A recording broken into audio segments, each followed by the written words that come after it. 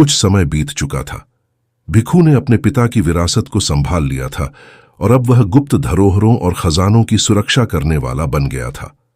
लेकिन भिखू के दिल में अभी भी एक सवाल बना हुआ था। क्या उसके पिता सच में मारे गए थे या वो कहीं और छुपे हुए थे? एक दिन जब भिखू अपनी चाय की दुकान पर बैठा था, एक पुराना खत उसे डाक से मिला। खत पर कोई नाम या पता नहीं था, लेकिन अंदर लिखा था, अगर तुम अपने पिता की असलियत जानना चाहते हो तो इस पते पर आओ, कल रात ठीक 12 बजे। भिखू के दिल की धड़कन तेज हो गई। खत के साथ एक नक्शा भी था जिसमें एक वीरान जगह का जिक्र था। यह वही जगह थी जहां से उसके पिता की गुमशुदगी की खबर आई थी। भिखू ने अपने काम से एक दिन की छुट्टी लेने का फैसला किया और उस जगह की ओर चल पड़ा। रात के अंधेरे में वो अपने नक्शे को देखते हुए उस वीरान जगह पर पहुंचा। चारों ओर सन्नाटा था और जगह बिल्कुल वीरान लग रही थी। अचानक उसे दूर से किसी के कदमों की आहट सुनाई दी। वो चौकन्ना हो गया और पेड़ों के पीछे छिपकर देखने लगा। एक नकाबपोश व्यक्ति धीरे धीरे उसकी ओर बढ़ रहा था। नकाबपोश व्यक्ति ने कुछ दूर आकर भिखू को पुकारा, भिखू, मुझे मालूम था तुम आओगे। भिखू बाहर निकलकर सामने आ गया और कहा, तुम कौन हो और मेरे पिता के बारे में क्या जानते हो? वह व्यक्ति मुस्कुराया और अपने चेहरे से नकाब हटाया। भिखू के सामने जो चेहरा था वह देखकर उसकी आंखों में हैरानी और गुस्से का मिश्रण था।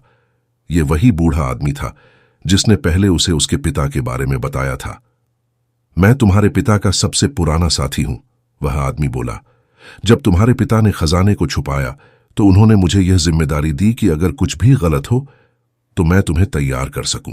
लेकिन मेरे पिता कहां हैं? भिखू ने आक्रोश में पूछा। बूढ़े आदमी ने एक गहरी सांस ली और कहा, तुम्हारे पिता जीवित हैं, लेकिन वो अभी भी उस गुप्त संगठन के कैदी हैं जिसने उनके खिलाफ साजिश रची थी। उन्हें जानबूझकर इस झूठ में फंसाया गया कि उन्होंने खजाना चुराया है। उन्हें एक गुप्त जगह पर बंद कर दिया गया है और उस जगह का पता सिर्फ कुछ ही लोगों को है। भिखू के दिल में एक चिंगारी जल उठी। मुझे अपने पिता को बचाना है, उसने दृढ़ता से कहा। तुम मुझे वह जगह बताओ। बूढ़े आदमी ने सिर हिलाया और कहा, यह काम आसान नहीं होगा। उस जगह पर जाना बहुत खतरनाक है और वहां सुरक्षा के इतने पुख्ता इंतजाम हैं कि बिना पूरी तैयारी के वहां पहुंच पाना असंभव है। लेकिन अगर तुम अपने पिता को बचाने के लिए तैयार हो तो मैं तुम्हारी मदद कर सकता हूं। भिखू ने अपने मन में ठान लिया कि चाहे कुछ भी हो जाए वह अपने पिता को बचाकर रहेगा। बूढ़े आदमी ने उसे एक योजना बताई। वह एक गुप्त सुरंग से होकर उस जगह तक पहुंच सकता था, लेकिन उसके लिए भिखू को पहले कुछ जरूरी सुराग खोजने होंगे जो अलग अलग स्थानों पर बिखरे हुए थे। यात्रा लंबी और कठिन होने वाली थी, लेकिन भिखू ने ठान लिया था कि वह अपने पिता को इस कैद से छुड़ाएगा। बूढ़े आदमी ने भिखू को एक प्राचीन नक्शा दिया जिसमें उन जगहों का विवरण था जहां सुराग छिपाए गए थे। अब भिखू के सामने एक नई चुनौती थी, इन सुरागों को ढूंढकर उस गुप्त जगह तक पहुंचना जहां उसके पिता को बंदी बनाया गया था।